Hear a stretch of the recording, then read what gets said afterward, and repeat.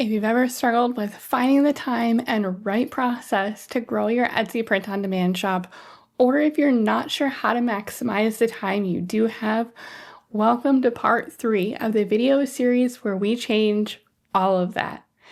In this 8-part series, I'm walking you through how I spend my time in what I call time blocks and the very intentional activities that I accomplish in each time block in order to grow my shop not only quickly, but effectively, including researching trends, demand, and keywords, then using that research as the basis for designs, including design batching using a couple of different methods, then getting all of those designs into mockups.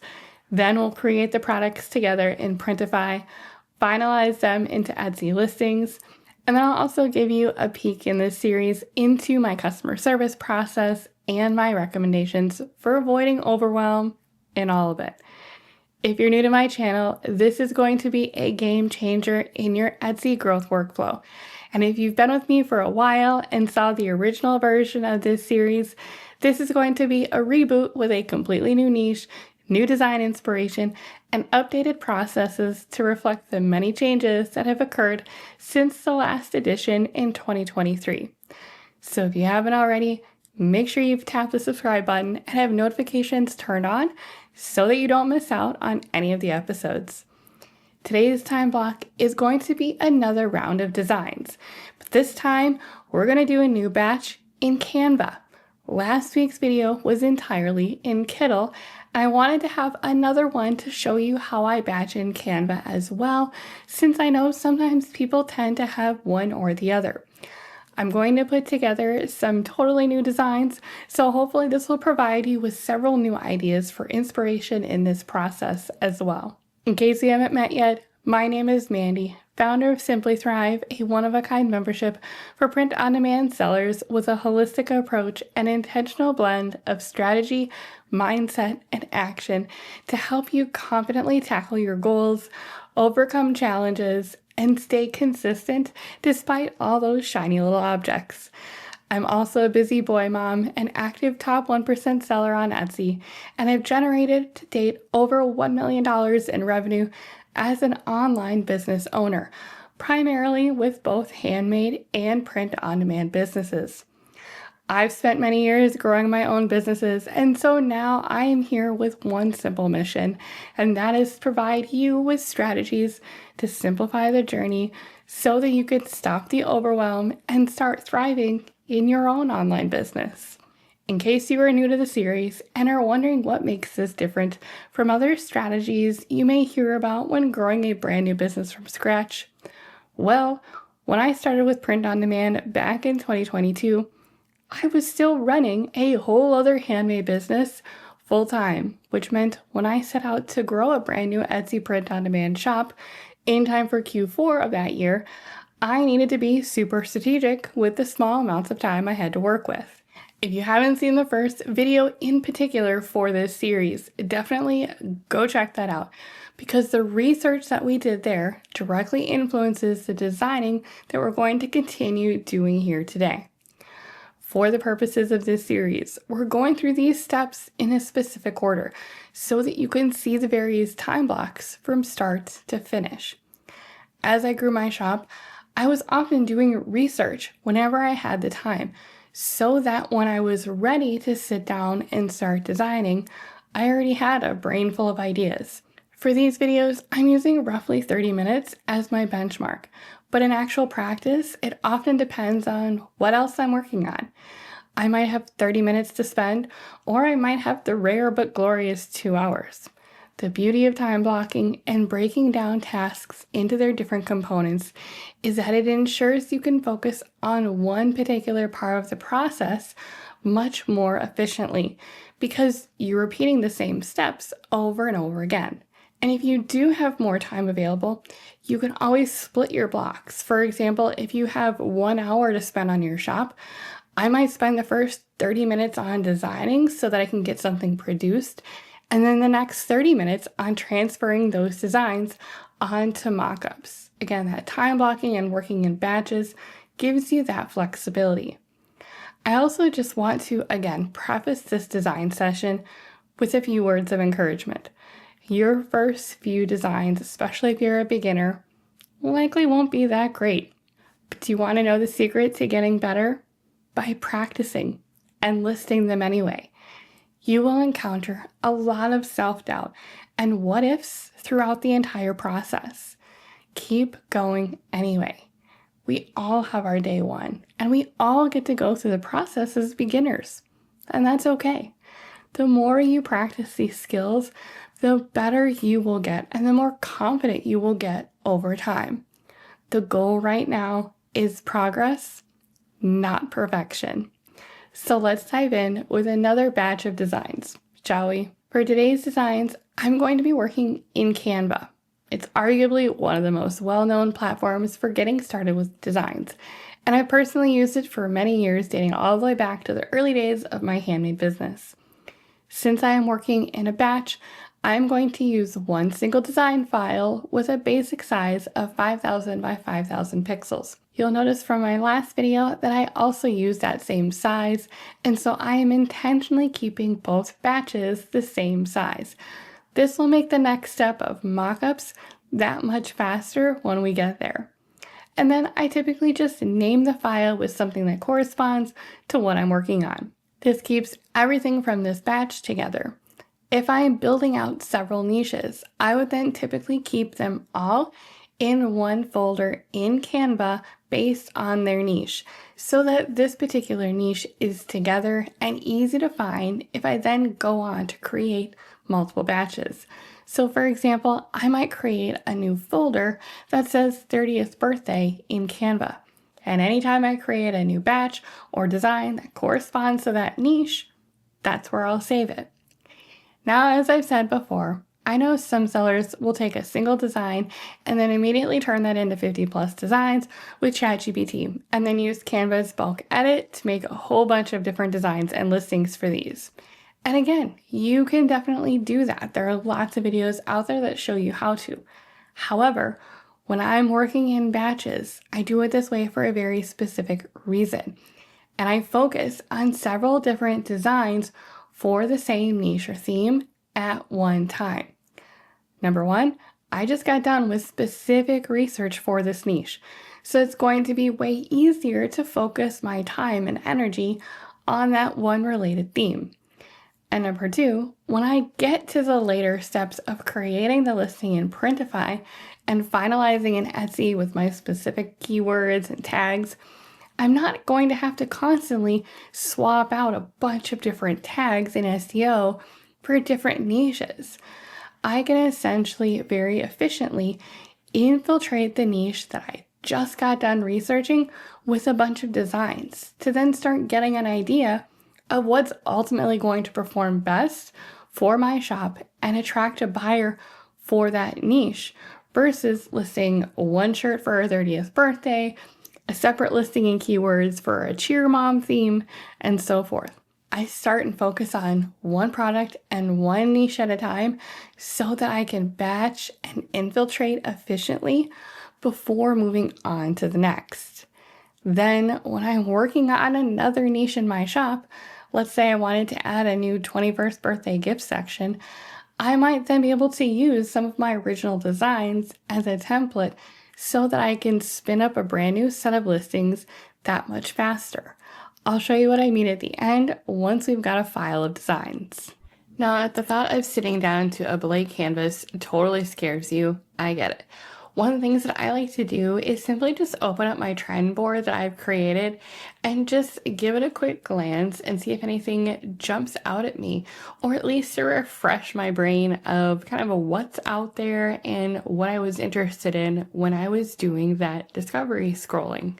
Then when I'm ready to get started, I simply start my next batch.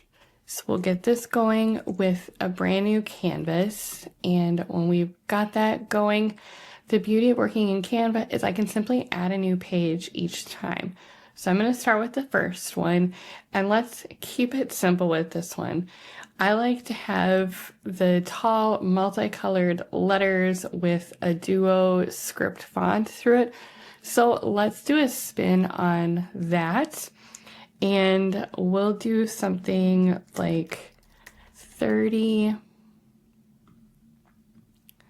We'll make this nice and big. And we need a really tall, slender font. So if we scroll through, sometimes we can see them. One of the little hacks that I like to use in Canva is if there's a specific type that I'm looking for. So I can scroll through the top here when I've got my text selected. And you'll notice there's one here called narrow. And so if I click on that, it's going to give me fonts that are already tall and narrow. So it just kind of helps me focus my scrolling a little bit. You can also import fonts in, and so I've done that in the past. It can be a great way to bring in something different. I want something really tall, so let's try that one. ST Bubblegum. That just sounds fun anyway. So let's make this really tall, really big. And then what I'm going to do is, there was a color palette that I really liked from one of the images that I found was this one, and I might do a variation on it. So what I'm going to do is, since I'm just in Canva, that's where I had it saved, I'm just going to copy and paste it over here. And I'm doing that so that I can grab the color palette from there. And so to change the colors individually, I can simply grab each individual letter, and I'm going to use the little plus sign in my palette, and then I'm going to use the picker here. You'll notice that if you've got a photo, it's going to grab some of the colors, but it's not really going to grab all of them. So that's why I like to use the color picker in this case. And then I'm just going to go through each one and grab it. And then once I have it, that gives me a general color palette. I don't need that anymore. And I can either leave it as is, or if I wanted to adjust it slightly, I could. I add a little more color in here, I think. So I'm going to keep that same hue, but I'm going to slide it so it's a little bit more blue, I think. So that's one option to change the colors. And then, as I said, I want to have a font duo in there. So for this secondary word, let's use that dirty 30 from the phrase that we pulled from our keywords. And for this one, I want to do a script font, kind of a handwriting. So again, I just use that little handwriting shortcut at the top, and we can see kind of what options we've got there. And I might need to shrink this just a little bit. So that one has potential. I kind of like that one. That one almost has a retro style to it. I tend to use this Hallamum a lot just because it's a wider script font. Notice how it kind of takes up some space there. So that one has potential. I might start with that for now just to see kind of what it looks like overall. Let's make sure these are centered. I want this to fit on that text. So one option, if I want this to really stand out, I'm just going to change the background a little bit so you can really see it, is I can come in here to effects and add an outline. That's obviously huge. So we shrink that down a little bit, change that to white, and then it really just stands out. So even if I were to do this on a light colored shirt, it would work, but then I could also do this on a darker color as well. So it just gives a little bit more contrast. And I might do the same thing with a dirty, and give it that same white outline. I want to make sure it's thick enough to really hold up. And I like the idea of having that dark black contrast on there, because I think that really holds up well. So that could be one option. If we wanted to take this in a slightly different direction, one thing I could do is I could duplicate this And if I really wanted to almost reverse these colors a little bit. So let's say we make 30 a black text.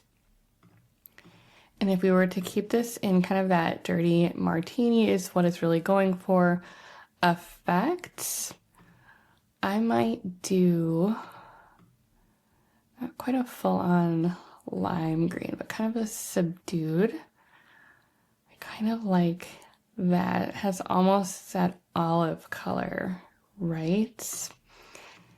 And what I could do is make sure that's centered, and then I might come up here and just say dirty martini if we get something specific enough on that one. And I'm looking for just something with kind of a cute outline. I like this one. It's got that coquette almost style. And does that have an out? Okay, good.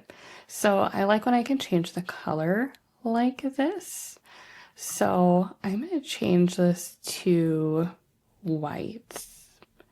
And let's just envision that we're going to put this on a darker colored shirt for our final design.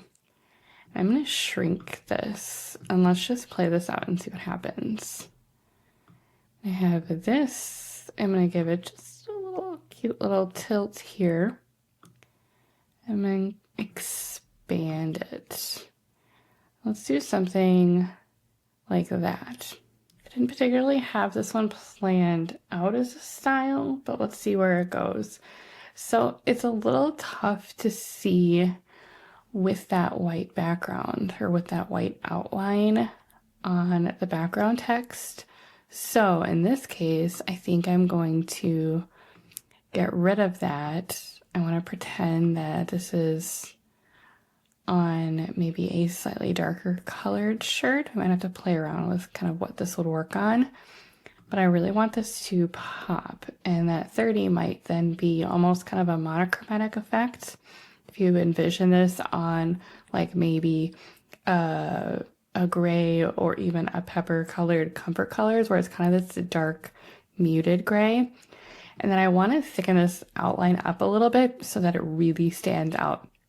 And so there's a little trick for that. If you come here to edit, and then we go to shadows, and then we go to outline, and there we go. So I'm going to change this outline to white so that it matches. And then obviously that kind of blows it out a little bit. So let's just reduce this a tiny bit. And look at that. I kind of like how that turned out. So let's expand this back out a little bit so it's kind of right up against it. I almost like that one better than this one, but we'll keep both for now. And we'll start our next design. Look at that. A few minutes in and we're already to our third design of our batch. So for our next one, I couldn't do one of these without going the fun route of having our little doodle collage. These are super popular, and I tend to find that they're a little easier to do in Canva just because, as you can see, these little outline images are pretty easy to find in Canva, in my opinion, to really get to them. So let's change our background to something a little lighter again. And I kind of like this idea of you have a little bit of the foodie. I saw a bunch of dirty 30s already with that collage look. I haven't really seen a ton in the 30s realm that has a mix of kind of the martini, but also like this almost Lucky in Love, Las Vegas kind of vibe to it.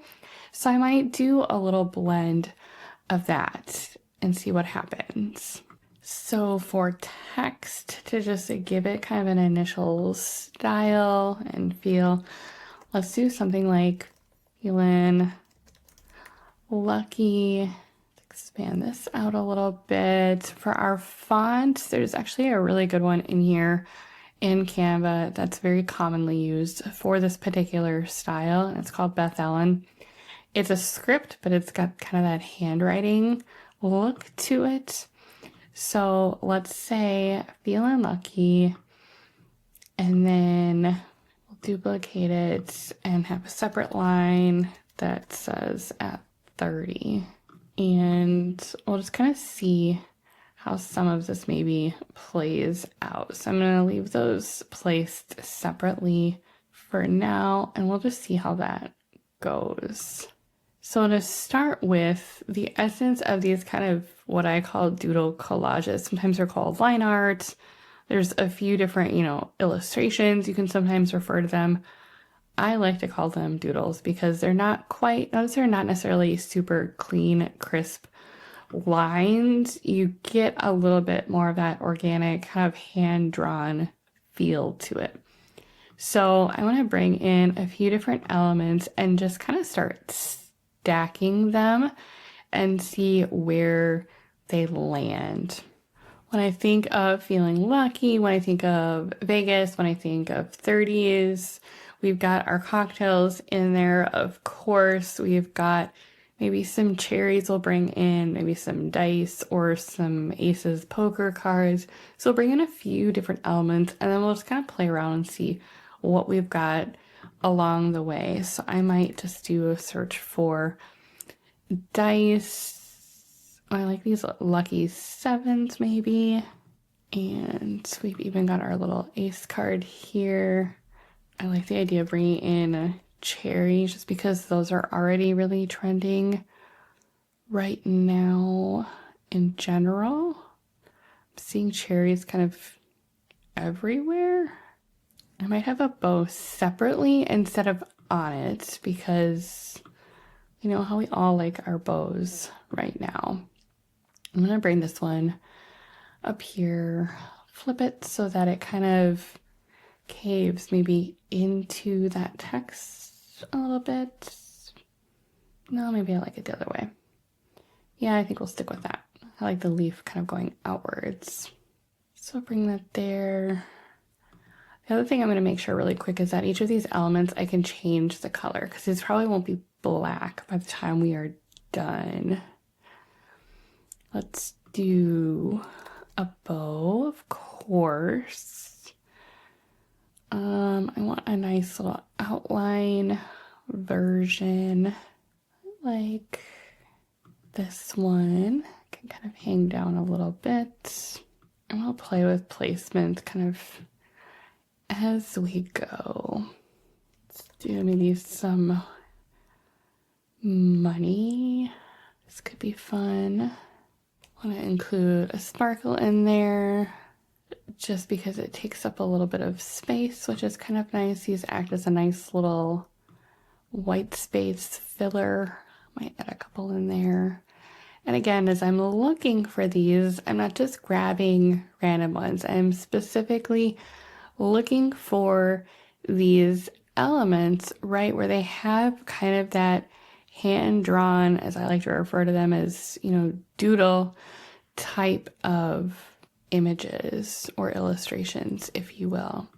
So even like that one, it's not quite perfectly symmetrical. It's got a little bit of a different look to it. And in addition to this martini, maybe I'll do another type of cocktail if they've got something a little different, maybe. So you can see now I've got a few different things that I've added in here, and mostly it was as I was just kind of brainstorming, like what do I think of when I think of both lucky as well as possibly Vegas, as well as that idea of someone turning 30 and kind of what's associated with that. So you can see I've got a few other kind of different just imagery elements in here. And I may not, like I said, keep all of them, but I wanted something on my canvas here where I could just really play around with it. So now I've got these elements, and I think I'm going to make these all red to start out with because we've got cherries and some other stuff that tend to be red. So I'm just going to grab this red that came with this element, change the text to red that I can do all at once. Colors I have to do one at a time, so I'm just going to select each of them and use the same red to start out with.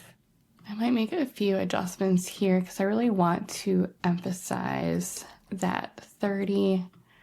So let's do that. And then we can get rid of that there. And this then becomes kind of like its own thing. And now it's just a matter of moving those different elements around to see what works. You'll notice, similar to this one, sometimes we need to have slightly different thicknesses here. So turn that off first. And if I want it to be the same, I need to make sure I grab the same color that I'm working with.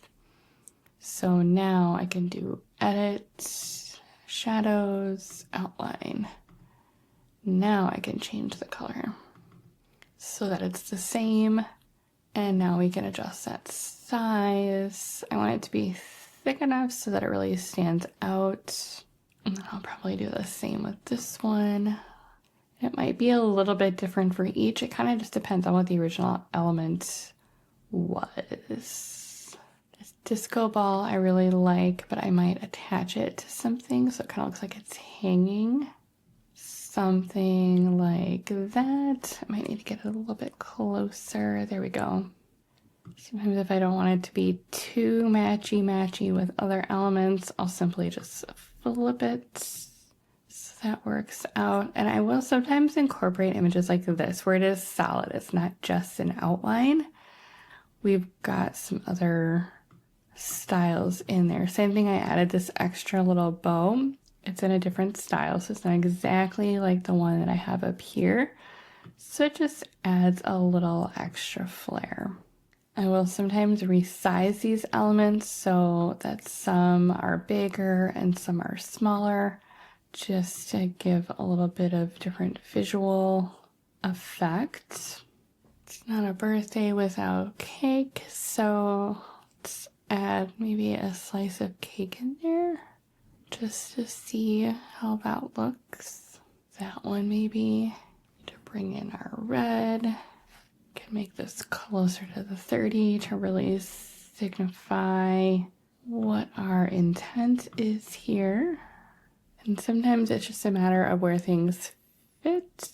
So I'll do some flipping sometimes, little adjustments here and there. Let's do maybe a champagne bottle. I like the idea of something like that. Again, I want to make sure it's an outline, possibly that one.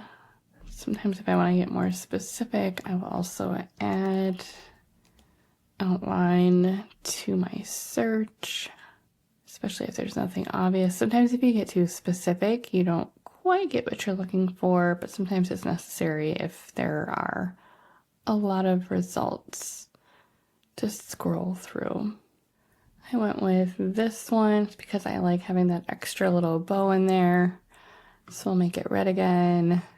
I'll probably have to adjust this a little bit.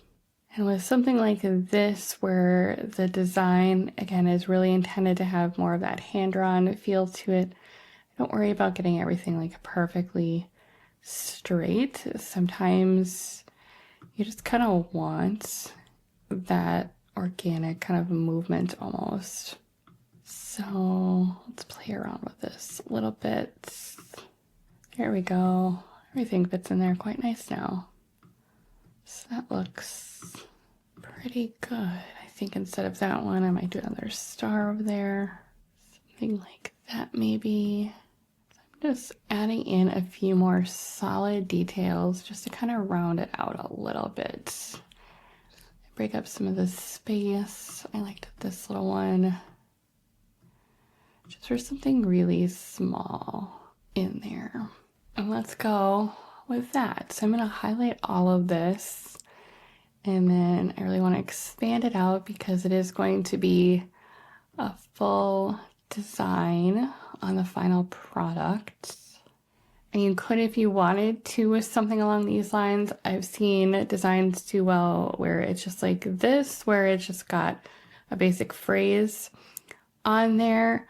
Another option is if you wanted to go a personalization route, which means that along the bottom you could add, Amy's 30th birthday, and you could have a location in there and a year if you wanted to. So there's a few different ways. You can try out some different variations of this, but for now I'm going to stick with this one. And we'll start with another design.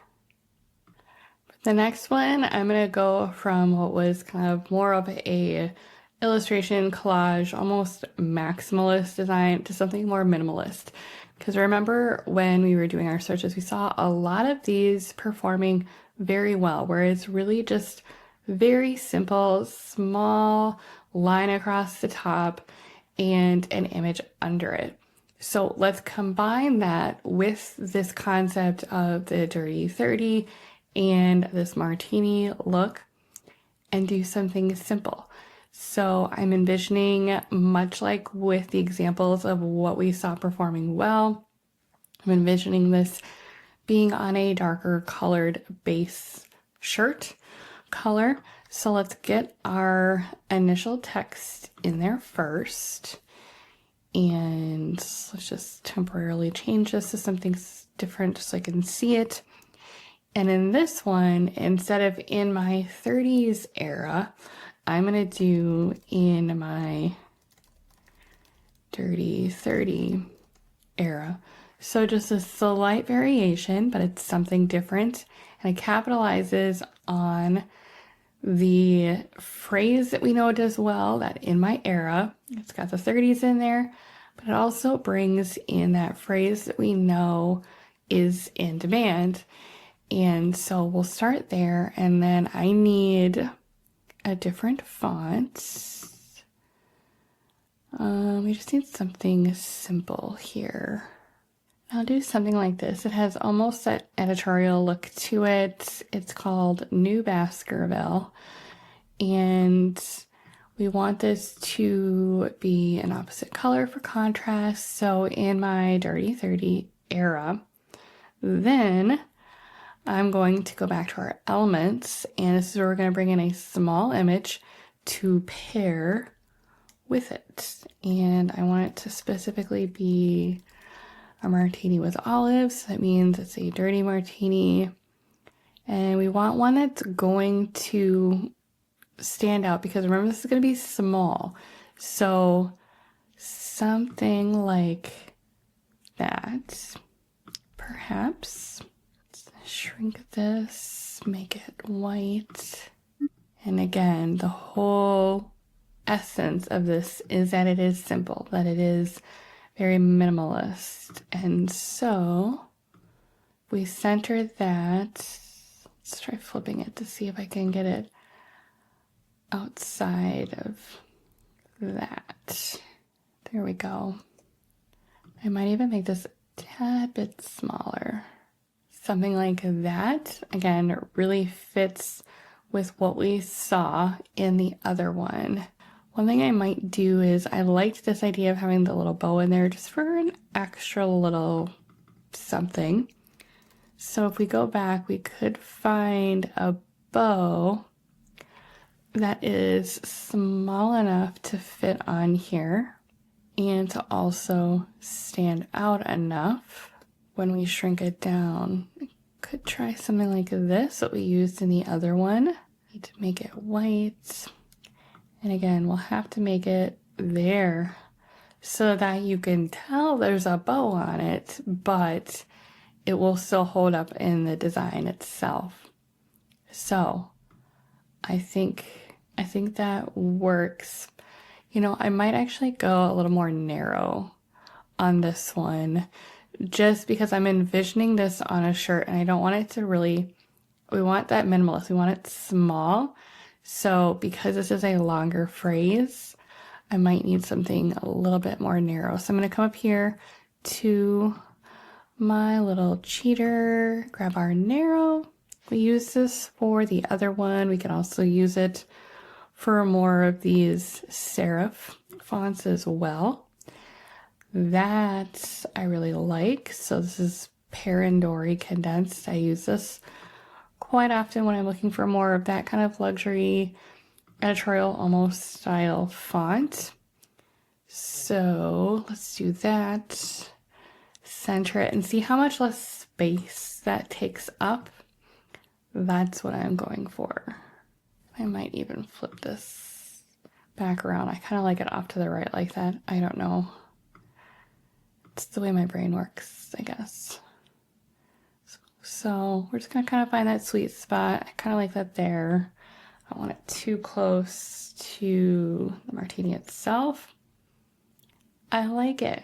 And in theory, we could have another version of this if we wanted to. If we wanted to see, does this do better on a darker shirt? In this case, we could also invert the colors. So if we wanted to have another variation of this, I could do it with black letters, black image here for the design element, and then I would put it maybe on like an ivory comfort colors, just really fit that kind of vibe with the text and the bow and the martini in there.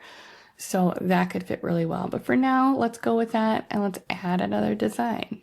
For the next one, I'm actually going to do a variation on this because I saw these doing really well. I also want to pair this with what I've also seen is the phrase just a girl, but I want to do it a little bit different. So I'm going to take the same concept and I'm going to do just a girl. And typically we see this predominantly with that coquette style. It's very girly, it's very minimalist. Usually it's like just a girl. You see it quite often in pink. So I might do even just like a really light pink color here. I actually kind of like this one. I'm just going to go a little bit lighter so that it stands out. And I'm going to do something different. So for this next one, I'm going to do another line that says just a girl, and then it's going to be in my 30s, and I want it to be italicized. I might actually keep it as a script font as well. I wasn't originally going to, but I kind of like how that looks. I might just do a slightly different script, but I kind of like that idea. It's not originally what I was going to do, but I saw it together and that kind of works. So I'm going to go back here. I do still want that kind of italicized look. So I do still want that bend to the right, either with the font itself or the ability to do it on my own. So I actually kind of like that. This still fits with kind of that almost editorial style font. So we're going to do that. I don't know that I love that extra space there. That's not me doing it. That's the font. So let's try something a little different. Actually, instead of handwriting, let's go to, I know there's a calligraphy in here. So let's go that route. That'll actually be a little bit closer to what I'm looking for. That one's not bad. Let's go with that one. It's got just the right amount of bend to it. I really like that. So I'm going to expand it out. I want it to be legible enough when it's printed because I remember this is going on a shirt. You don't want your fonts like too thin. Otherwise, it won't hold up for very long. So to top this all off, you probably imagined I'm going to go with a bow here. So let's look at a couple of our options. I could go with kind of this outline style, or I could go with more of this watercolor style. I want to go with this one. I like that I can change the color so I can make it match perfectly to the rest of it. So I can pick that same color. And again, we're going minimalist here. So I want it nice and cute and small. Something like that. I'm going to expand the whole thing just a little bit so it's a little bit bigger. We'll go with that. So now let's go a different direction entirely on this one. Look back at our trend board. I want to have one where it could potentially be a group listing, meaning it could be purchased on its own, but could also have some interest for people wanting to buy this for, let's say, like a 30th birthday, for example. We saw with our research that we had kind of a Western theme here. We saw this type of design, again, with kind of that Western theme here, a little bit here. So I think now is a good time to bring in something with maybe more of a Western vibe. So in this case, I'm going to have two designs, but it's going to be really intended for the same listing. So I'll do one at a time. And this first one, let's go with something like saddling up for my 30s. And then the secondary design could be, let's say, like riding shotgun or something like that. And it could be personalized with the name of the person turning 30. So first things first, let's do saddling up. Canva typically grabs whatever a previous font was. So it's still grabbing that Halloum, which is not what we're going to use. Let's see if we type in Western, if we get anything. Sometimes a lot of knee-jerk reaction is to use something like this where it's got some fun movement in the text. Be a little careful with these just because it can sometimes just be a little too much. So I tend to lean more towards one of these, I think, for this particular look. I don't want it taking up a ton of space across the top. I like the thinness of that one, so let's do that. I want it to arch a little bit because I'm envisioning that at the top. I might spread out the text just a little bit. And I'm envisioning maybe one of these for one person. Essentially, I'm envisioning kind of a duo color like this. So let's make the main color, let's say we'll do this on an espresso because I really want to have an espresso listing in here. So I'm just going to kind of make this a brownish color, and close enough is fine. We're just doing it to get the feel. And I don't quite want this yellow, but I don't quite want it white. So I'm going to go with almost like an ivory here, just because then it will offset really well when I do an espresso color for one and then I do ivory for another, and I can essentially reverse the colors.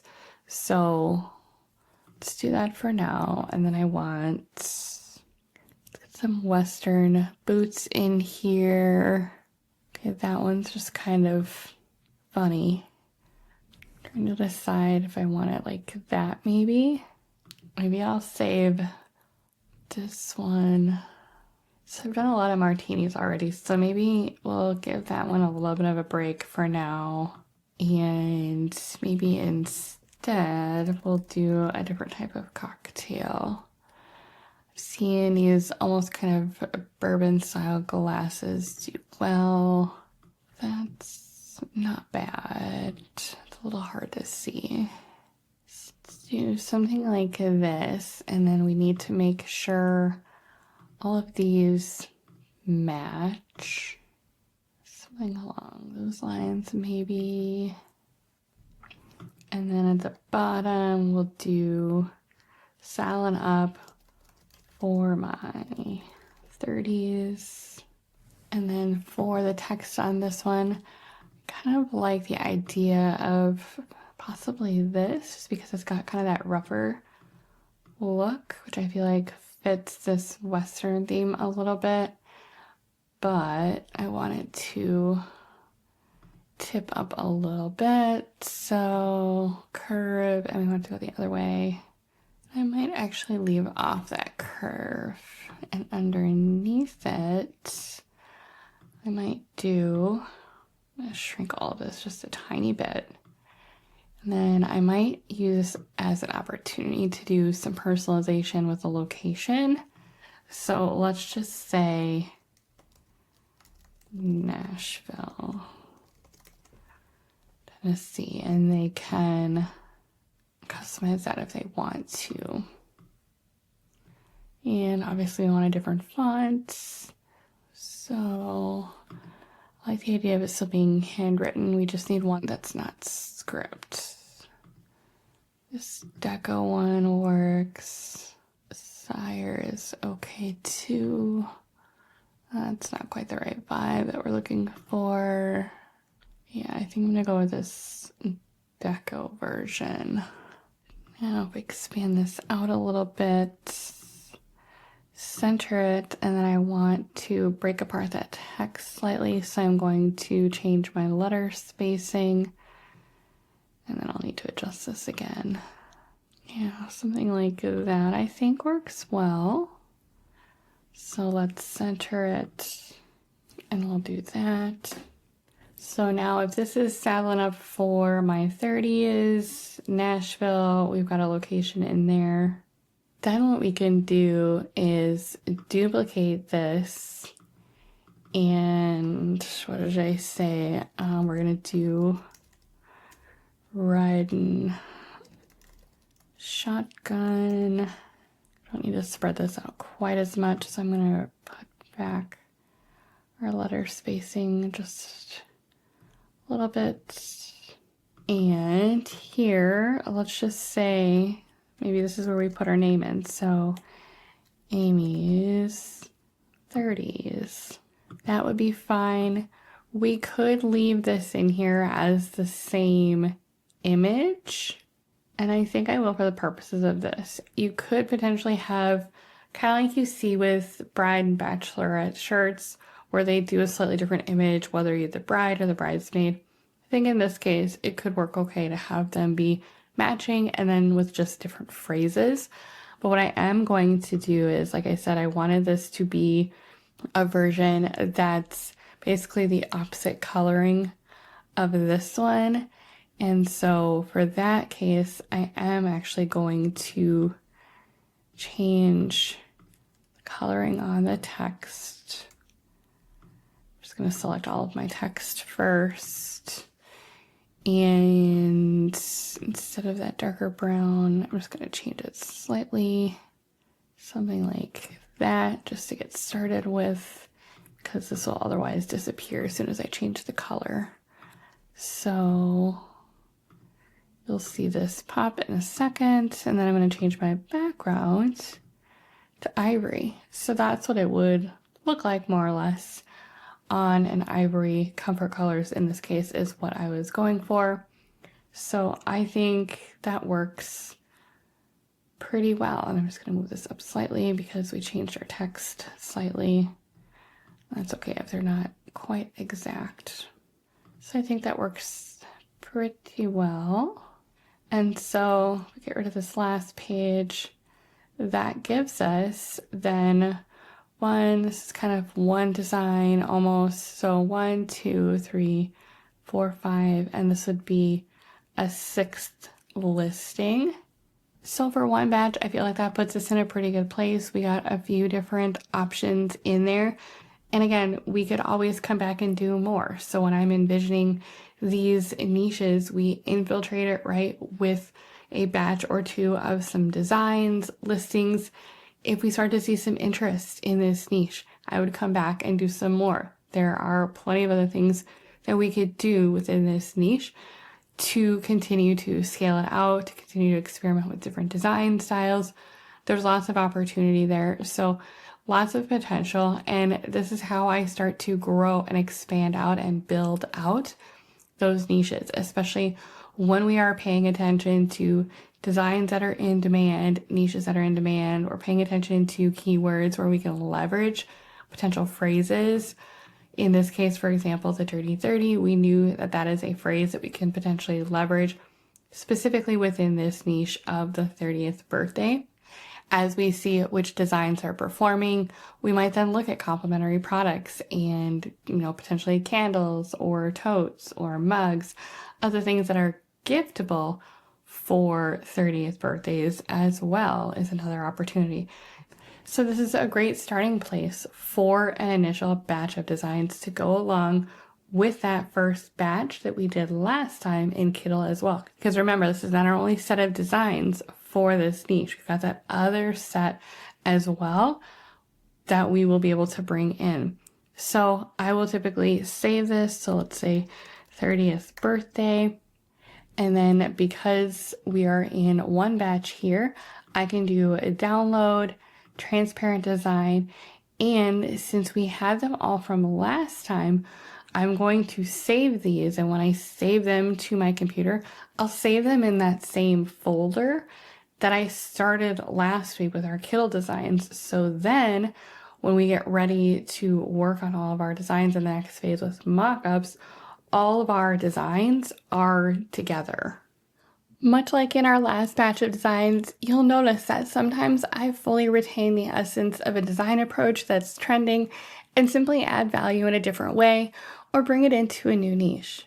And other times, I look for ways to trend combine, which means I might mix and match different trend elements. It really just depends on the design structure and what makes sense as I play around with it. Much like with everything else, the more you practice and play around with it, the more confidence you'll build over time with experimenting with your designs in different ways. As a reminder, I've been designing with this process for a long time now, and I can move pretty fast.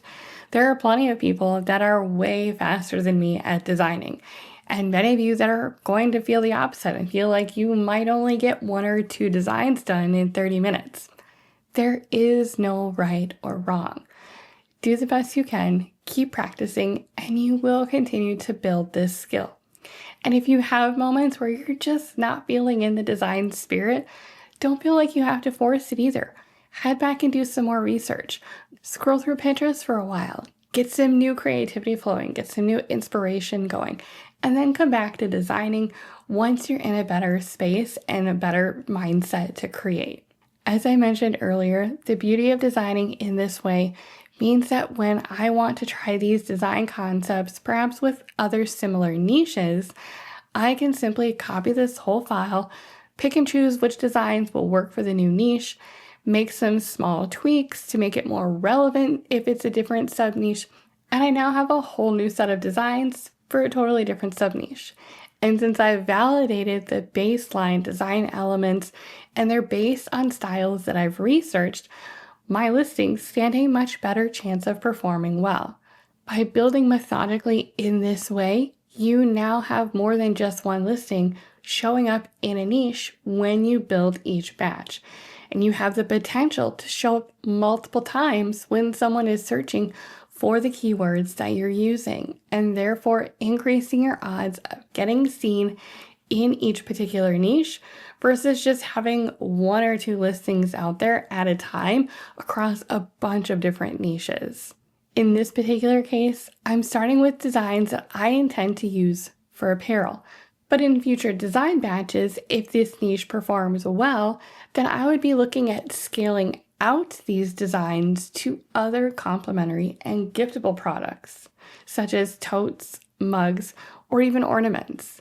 Now that we've got a solid batch of designs ready, make sure you come back for the rest of this series, where I will walk you through my super efficient mockup batching method, including how I create super fast and easy listing videos within seconds, and my process for then getting everything listed in Printify and ready for Etsy. I hope this has been helpful for you. Again, make sure you are subscribed so that you can stick around for the rest of my time blocking and batching series. And if you want to learn more about my strategies for thriving in your print-on-demand business, make sure you've got the notifications turned on for my channel so that you don't miss out on any of my free content. And in the meantime, stay focused, my friends, keep taking action, and never stop pursuing excellence in your business. Thanks for watching. I'm so glad you're here, and I'll see you in the next one.